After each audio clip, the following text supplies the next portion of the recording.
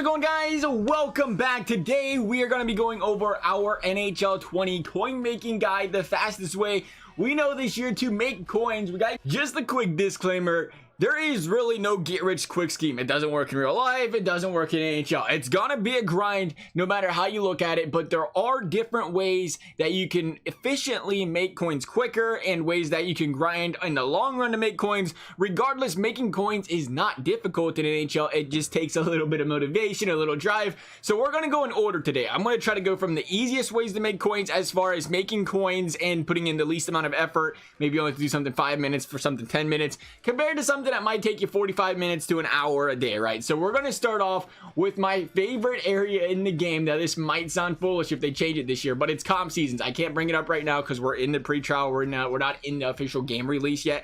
But when Hut Champs comes out, when Comp Seasons comes out, the rewards are must get. Now, even if you do terrible, if you go 0-3, and this is where we bring it up here, if you go 0-3, you still get a gold pack. In today's world, it is, what is that? I don't even know what it's called anymore. Is it a player pack? Is it a premium pack? It is this pack right here, a base pack, which is 3 players, 1 gold player. It's like, not a lot, right? But you always have the chance of pulling something good, and you should still get anywhere from 2 to 3K worth of quick sell or worth of putting on the market and selling items, which is a quick 3K. When, like I said, you can go 0-3. And the reason I bring up 0-3 is because just go in there and quit 3 games. If you don't like comp season, you don't like playing online, you don't like playing a sweaty environment, that's not a big deal. But don't miss out on the chances all these other players are getting to get golden opportunities at coins. You quit 3 games, it'll literally take you 5 minutes to quit 3 games. And if they do what they did last year and they make these packs tradable for some ridiculous reason, you'll see the guys in the top 100 making like 4 accounts and finishing in the top 100. So what is stopping a person from going 0-3 on 4 different accounts and getting that pack on 4 different accounts? All of a sudden you're going from, you know, that 2K to 8K in one comp season. And keep in mind, the comp seasons, there's 3 separate rounds. You go round 1, round 2, and the completion season. So, you know, you quit 6 games, you're going to end up with minimum 3 packs and 6K. And I'm bringing it up 5 minutes, 2K. At the end of the day, I mean, if you can do that forever, 5 minutes, 2K, that's what, like, solid math, 30K in an hour. Not bad, not bad. But it is by far the least strenuous task to go out there and do, for sure, and least frustrating because, you know, you're expecting to lose. I will say with this, we will probably do a separate video talking about working in auction house, because I know when people watch these videos, the first thing they're not thinking is, let me have somebody tell you go out there, oh, work the market, it's easy, right? Most of the time when you're first getting into the Hut and Ultimate teams in general, you don't really understand completely how the market works. It's something you have to completely continue and watch over and over and over, watch the way the prices fluctuate, so on and so forth. So we'll try to leave this out of the video. Next thing we're going to talk about is the objectives, and we will pair it with Hut challenges. We'll start with the Hut challenges. So why you should be doing them. Are they difficult? Not really. It's a lot easier to play the AI this year than it was last year. Still, if you're new to the game, you might not be able to play Superstar. You can probably do Pro, though. You look at some of the Pro challenges, go to Group 1, you're going to get 450, 400, and 350, which is 850. That is about 1,200 coins. 1,200 coins. It takes you 6 minutes per game, you know, 2 minutes a period. You complete the game, take 8 shots and goal, make 8 hits. And more importantly, it also works towards some of your objectives during the week. But that stuff adds up. Like I said, 6 minutes we just talked about for that is 1,200 coins, 1,300 coins. Again, you know, it's a slow grind, but it's going to get you there. It's going to make you, you know, if you grind it out for an hour, you're going to make 20, 30K, depending on the difficulty you can play.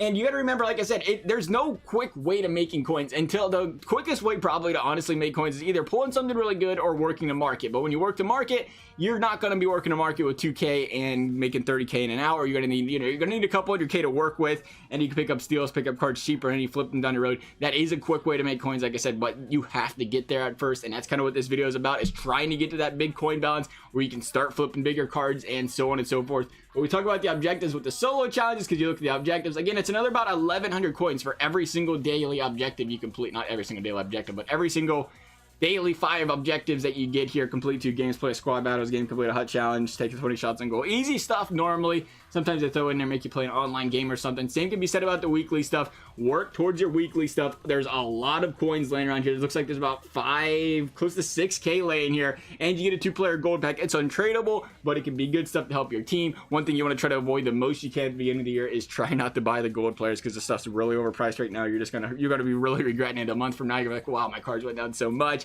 I worked so much for them. So the least amount of cards you can buy, the better you're gonna be there. You can work on the milestone stuff. Not as big a fan of the milestone stuff this year, being that they're forcing icon collectibles. We'll talk more about that probably later down the road.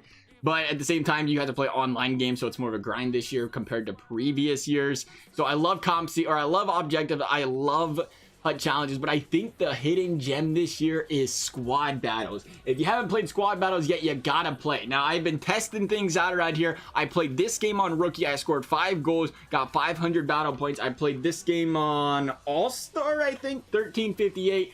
And I am currently ranked at a semi-pro, and I've literally only played 2 of the 4 games, and I am in line for 2, premium packs, 1 regular pack, and some coins. And this is, again, it's something that refreshes weekly. And again, it's something I feel like you have to do. It takes 4 games. I brought this one up last because it probably takes the longest, because you're talking all 4 of these games probably take you an hour, because you got to play, 15 minutes a game. They're 4-minute periods if I timed it properly. So you're talking about an hour worth of play. But at the same time, if you play an hour and if you can play even on All-Star, it'll be hard to tell because it's early in the year. We can't see where these ranks will fall out. But I would say if you finish and play all 4 on All-Star, win all 4 of them, you will probably finish somewhere on the semi-pro, somewhere around the pro difficulty area if you can do that. If you can't, again, it's not a big deal. Even down here, if you're top 70%, you're still getting 2 packs. You're still getting coins. And not to mention, you get coins for playing the games again. You're going to get the 700, 800 coins just for playing the games. And you're going to get the rewards with this, and these are some very, very nice rewards. I'm talking bare minimum here. If you're not very good at the game, I understand, but there are a lot of really good players that can probably finish within the top 10 percentile, which is not really that hard. It's almost, putting in comp seasons terms, 10,000 people play, you finish in the top 1,000, right? So it's really not too difficult. And you look at the packs you get with this. You get 3 packs. You get quite a bit of coins. We don't know what all these packs are just yet. They're not confirmed, but we're assuming they're solid packs because these are the premium packs up here, and they just get better and better and better from there. So they're going to be some really solid packs, probably some player premium packs and so on and so forth like that. Again, we don't know if they're tradable just yet, but if they are tradable, that's even better. If they're not tradable, hey, you can re-roll them. You can make, collection, make collectibles with them, put them in other places, but you're always going to get those coins with it.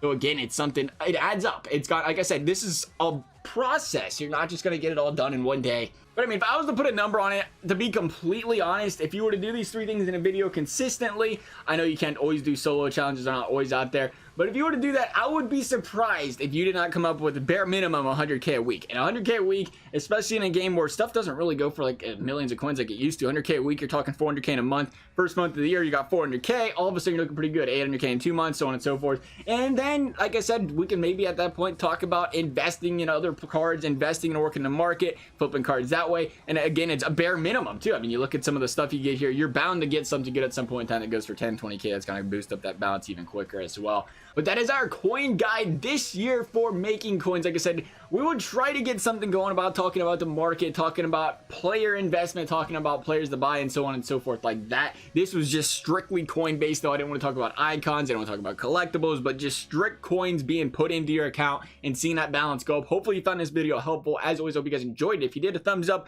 a subscribe would be appreciated, never required. Otherwise, thank you guys for watching. We will see you next time.